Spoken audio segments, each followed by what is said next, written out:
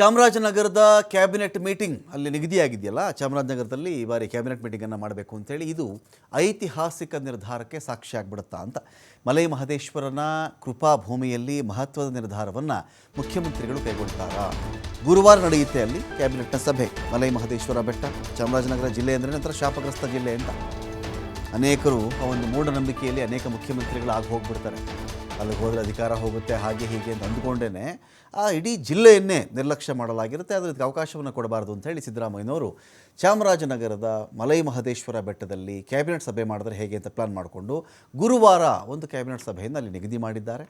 So ಅಲ್ಲಿ ಜಾತಿ ಗಣತಿ ವರದಿ ಏನಾದರೂ ಮಂಡಿಸ್ಬಿಡ್ತಾರಾ ಸಂಪುಟ ಸಭೆಯಲ್ಲಿ? ಆಲ್ರೆಡಿ ಅವ್ರ ಕೈ ತಲುಪಿಯಾಗಿದೆ ಜಾತಿ ಗಣತಿ ವರದಿ, ಪ್ರೆಸೆಂಟ್ ಮಾಡಿರಲಿಲ್ಲ ಅಷ್ಟೇ. ಕ್ಯಾಬಿನೆಟ್ನಲ್ಲಿ ಮೊದಲಿಗೆ ಅದನ್ನು ಪ್ರೆಸೆಂಟ್ ಮಾಡ್ತಕ್ಕಂಥ ಕೆಲಸ ಆಗುತ್ತಾ? 10 ವರ್ಷಗಳ ಹೋರಾಟಕ್ಕೆ ನ್ಯಾಯದಾನದ ಮನ್ನಣೆ ಮಲೈ ಮಹದೇಶ್ವರನ ಸನ್ನಿಧಾನದಲ್ಲಿ ಸಿಗುತ್ತಾ? ಒಳ ಮೀಸಲಾತಿ ಕೊಡ್ತಕ್ಕಂಥ ವಿಚಾರದಲ್ಲಿ ಮಹತ್ವದ ನಿರ್ಧಾರವನ್ನು ಸಂಪುಟ ತೆಗೆದುಕೊಳ್ಳುತ್ತಾ? ಈಗಾಗಲೇ ಒಳ ಮೀಸಲಾತಿ ನೀಡಬೇಕು ಅಂತೇಳಿ ಸುಪ್ರೀಂ ಕೋರ್ಟ್ನ ಕಡೆಯಿಂದ ಸೂಚನೆ ಕೂಡ ಬಂದಿದೆ. ಎಡಗೈ ಕೊಡ್ತಾರಾ, ಬಲಗೈ ಕೊಡ್ತಾರಾ, ಯಾರ್ಯಾರು ತಲುಪಬೇಕಾಗುತ್ತೆ ಎಲ್ಲ ಸಾಕಷ್ಟು ಚರ್ಚೆ ಅಂತೂ ಇಲ್ಲಿದೆ.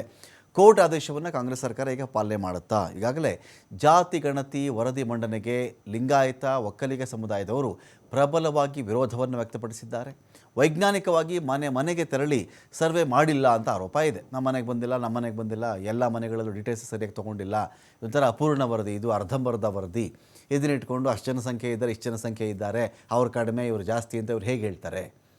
ನಾವು 24 ಕ್ವಶನ್ ಕೇಳಿದ್ದೀವಿ, 250 ಕ್ವಶನ್ ಕೇಳಿದ್ದೀವಿ ಅಂತೆಲ್ಲ ಹೇಳ್ತಾರಲ್ಲ, ಅದೆಲ್ಲ ಇಲ್ಲ. ನಮ್ಮ ಮನೆಗೆ ಬಂದಿರಲಿಲ್ಲ. ಈ ಜಾತಿ ಗಣತಿ ವರದಿ ಸರಿಯಾಗಿ ಪರಿಪಕ್ವವಾಗಿ ಇಲ್ಲ. ಇದು ಯಾರ ಮನೆಗೆ ಬಂದಿದ್ರಪ್ಪ? ಅರ್ಧಂಬರ್ಧ ವರದಿಯನ್ನು ಇಟ್ಕೊಂಡು ಅದನ್ನೇ ಪೂರ್ಣ ವರದಿ ಅಂತ ಮಂಡಿಸಲಾಗಿದೆ. ಈ ಥರದ್ದು ಬೇಕಾದಷ್ಟು ಆರೋಪಗಳನ್ನು ವಿರೋಧ ಪಕ್ಷದವರು ಮಾಡಿದ್ದಾರೆ. ಇದೀಗ ಇದೇ ವಿಚಾರಕ್ಕೆ ಈ ವರದಿಯನ್ನು ನಾವು ಒಪ್ಪಕ್ಕಾಗಲ್ಲ, ಇದು 10 ವರ್ಷಗಳ ಹಿಂದಿನ ಕತೆ, ಇವತ್ತೊಂದು ಮಾತಾಡಿ ನೀವು, ಇವತ್ತೊಂದು ಕೌಂಟ್ ಮಾಡಿ ನೀವು, ಅವತ್ತಾವತ್ತಿಗೂ ಹಾಗೇ ಇದೆ ಸನ್ನಿವೇಶ, ಇದೆಲ್ಲವೂ ಕೂಡ ಬಂದಾಯಿತು. ಇವೆಲ್ಲವನ್ನು ಮೀರಿ ಮೀಸಲಾತಿ ವಿಚಾರದಲ್ಲಿ ಸರ್ಕಾರ ನಿರ್ಧಾರಕ್ಕೆ ಬರುತ್ತಾ ಅಂತ ಕೂಡ ಒಂದು ಪ್ರಶ್ನೆ ಇಲ್ಲಿದೆ. ಡೀಟೇಲ್ಸ್ಕೊಳ್ಳೋಕ್ಕೆ ರಾಕೇಶ್, ಮಲೈ ಮಹದೇಶ್ವರನ ಸನ್ನಿಧಾನದಲ್ಲಿ ಈ ಜಾತಿ ಗಣತಿ ವರದಿ, ಅಫಿಷಿಯಲ್ ಆಗಿ ಜಾತಿ ಗಣತಿ ಅನ್ನೋ ಒಂದು ಶಬ್ದವನ್ನು ಅಲ್ಲಿ ಬಳಸಿಲ್ಲ.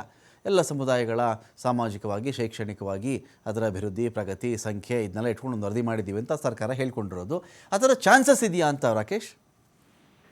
ರಮಾಕಾಂತ್, ತಾವು ಹೇಳಿದ ಹಾಗೆ ರಾಜ್ಯ ಸರ್ಕಾರ ಈಗ ತಾನು 10 ವರ್ಷಗಳ ಕಾಲದಿಂದ ಪ್ರಿಪೇರ್ ಮಾಡಿಸಿದಂತಹ ಆರ್ಥಿಕ, ಸಾಮಾಜಿಕ, ಶೈಕ್ಷಣಿಕ ವರದಿ ಅಂದ್ರೆ ಜಾತಿ ಗಣತಿಯ ವರದಿಯನ್ನ ಮುಂದಿನ ಸಂಪುಟದಲ್ಲಿ ಮಂಡನೆ ಮಾಡೋದಕ್ಕೆ ನಿರ್ಧಾರವನ್ನ ಮಾಡಿಕೊಂಡಿದೆ ಅನ್ನುವಂತಹ ಖಚಿತವಾದ ಮೂಲಗಳು ತಿಳಿಸಿವೆ. ಅಂದ್ರೆ ಚಾಮರಾಜನಗರ ಜಿಲ್ಲೆಯಲ್ಲಿ ನಡೆಯುವಂತಹ ವಿಶೇಷ ಸಂಪುಟ ಸಭೆಯಲ್ಲಿ ಈ ಬಗ್ಗೆ ಪ್ರಸ್ತಾಪವನ್ನ ಮಾಡಿ ಅಲ್ಲಿ ಅದನ್ನ ಅಂಗೀಕರಿಸುವುದು ಅಥವಾ ಅದರ ಬಗ್ಗೆ ಯಾವ ರೀತಿಯಾದಂತಹ ಕ್ರಮವನ್ನ ಕೈಗೊಳ್ಳಬೇಕು ಅನ್ನೋದರ ಕುರಿತು ಚರ್ಚೆಯನ್ನ ನಡೆಸುವಂತಹ ಪ್ರಕ್ರಿಯೆಗೆ ಚಾಲನೆ ನೀಡುವುದಕ್ಕೆ ಒಪ್ಪಿಗೆಯನ್ನ ಕೊಟ್ಟುಕೊಂಡಿದೆ.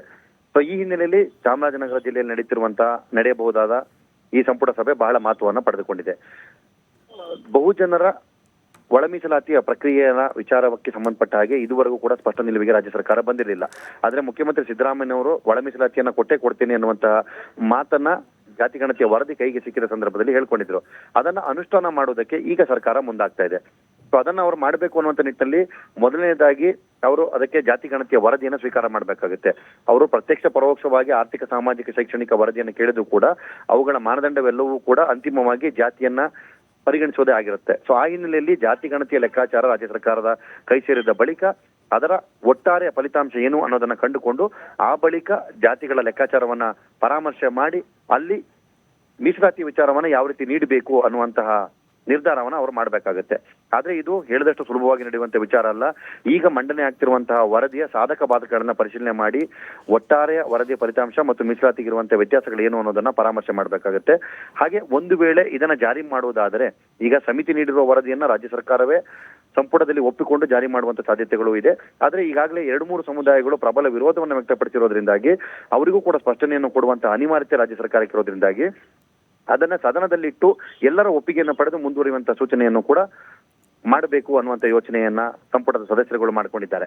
ಸೊ ಈ ರೀತಿ ಒಟ್ಟಾಗಿ ಕಲೆತು ಈ ವರದಿಗೆ ಸಂಬಂಧಪಟ್ಟ ಹಾಗೆ ಏನು ನಿರ್ಧಾರವನ್ನ ಮಾಡಬೇಕು ಅನ್ನೋದರ ಅಂತಿಮ ಸ್ವರೂಪವನ್ನು ನೀಡುವುದಕ್ಕೆ ಮುಂದಿನ ಸಂಪುಟ ಸಭೆಯಲ್ಲಿ ಎಲ್ಲರೂ ಒಟ್ಟಾಗ್ತಿದ್ದಾರೆ. ಅಧಿಕೃತವಾಗಿ ವರದಿಯನ್ನ ಮಂಡನೆ ಮಾಡುವುದು ದೃಢಪಟ್ಟಿದೆ. ಆದ್ರೆ ಅದರ ನಿರ್ಧಾರ ಏನಾಗುತ್ತೆ ಅನ್ನೋದನ್ನ ಕಾದು ನೋಡ್ಬೇಕಾಗುತ್ತೆ. ನಮಗ ರಾಕೇಶ್, ಈ ಜಾತಿ ಗಣತಿ ವರದಿಗೆ ಕೈ ಹಾಕೋದು ಸಿದ್ಧತೆ ಇಲ್ಲದೆ ಜೇನುಗೂಡು ಕೈ ಹಾಕ್ತೀನಿ ಅನ್ನೋದು ಎರಡು ಒಂದೇ ಥರ ಅಂತ ಕಾಣಿಸುತ್ತೆ. ಮೊರೋವರ್ ಜಾತಿ ಗಣತಿ ವರದಿಯನ್ನು ಸಬ್ಮಿಟ್ ಮಾಡುವುದಕ್ಕೆ ನಾನು ಪೊಲಿಟಿಕಲಿ ಮಾತಾಡ್ತಾ ಇದ್ದೀನಿ, ರಾಜಕೀಯವಾಗಿ ನಾವು ಲೆಕ್ಕಾಚಾರ ಹಾಕ್ಕೊಂಡ್ರೂ ಕೂಡ ಅಂತಹ ಸಂದರ್ಭ ಸೃಷ್ಟಿಯಾಗಿದೆಯಾ? ಕೆಲವು ಸಂದರ್ಭಗಳಲ್ಲಿ ಫಾರ್ ಎಕ್ಸಾಂಪಲ್ ಬಿಹಾರ ಚುನಾವಣೆ ಸ್ವಲ್ಪ ದಿನ ಇತ್ತಪ್ಪ ಅಂಥೇಳಿ ಅದನ್ನು ಅವರು ಬಿಡುಗಡೆ ಮಾಡ್ಕೊಳ್ತಾರೆ, ಅರಗಿಸ್ಕೊಳ್ತಾರೆ, ಅದು ಬೇರೆ ವಿಚಾರ.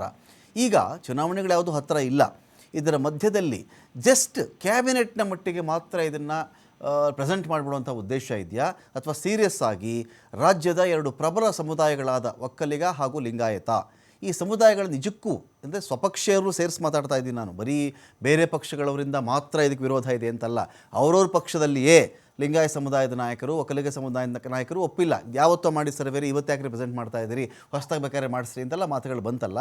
ರೆಡಿ ಇದ್ದಾರಾ ಸಿದ್ದರಾಮಯ್ಯನವರು ಇದನ್ನು ಪ್ರೆಸೆಂಟ್ ಮಾಡೋಕ್ಕೆ ಅಂತ?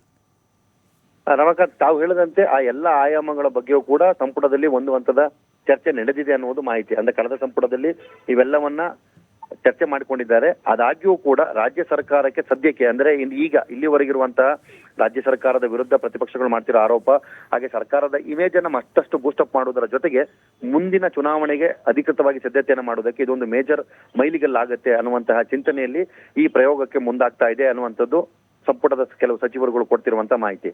ಒಟ್ಟಾರೆ ಸರ್ಕಾರ ತನ್ನ ಇಮೇಜ್ ಅನ್ನ ಬೂಸ್ಟ್ ಮಾಡುವುದರ ಜೊತೆಗೆ ವಿರೋಧಗಳ ನಡುವೆಯೂ ಕೂಡ ಐತಿಹಾಸಿಕ ನಿಲುವನ್ನ ನಾವು ತೆಗೆದುಕೊಂಡಿದ್ದೇವೆ ಅನ್ನೋದನ್ನ ತೋರಿಸುವಂತಹ ಪ್ರಯತ್ನವನ್ನ ಮಾಡೋದಕ್ಕಾಗಿ ಈ ವರದಿಯನ್ನ ಮಂಡನೆ ಮಾಡ್ತಾ ಇದೆ. ಇದನ್ನ ಸದನದ ಮುಂದಿಟ್ಟು ಒಪ್ಪಿಗೆಯನ್ನ ಪಡೆದುಕೊಂಡು ಎಲ್ಲರ ಒಪ್ಪಿಗೆ ಮುಖಾಂತರ ಮುಂದುವರಿಬೇಕು ಅನ್ನುವಂತ ಯೋಚನೆಯಲ್ಲಿ ಸಿದ್ದರಾಮಯ್ಯನವರಿದ್ದಾರೆ. ಹಾಗಾಗಿ ಕ್ಯಾಬಿನೆಟ್ ನಲ್ಲಿ ಈ ಬಗ್ಗೆ ಪರಾಮರ್ಶೆ ಮಾಡಿ ಚರ್ಚೆ ನಡೆಸುವ ಸಾಧ್ಯತೆ ಇದೆ. ಆ ಬಳಿಕ ಆ ಬಜೆಟ್ ಅಧಿವೇಶನದಲ್ಲಿ ಇದನ್ನ ಮುಂದಿಟ್ಟು ತಮ್ಮ ರಾಜಕೀಯ ನಡೆಯನ್ನು ಕೂಡ ದಾಖಲಿಸುವಂತ ಸಾಧ್ಯತೆಗಳಿದೆ ಅನ್ನುವುದು ಅವರ ಆಪ್ತರ ಮಾಹಿತಿ. Ramakant, thank you Rakesh.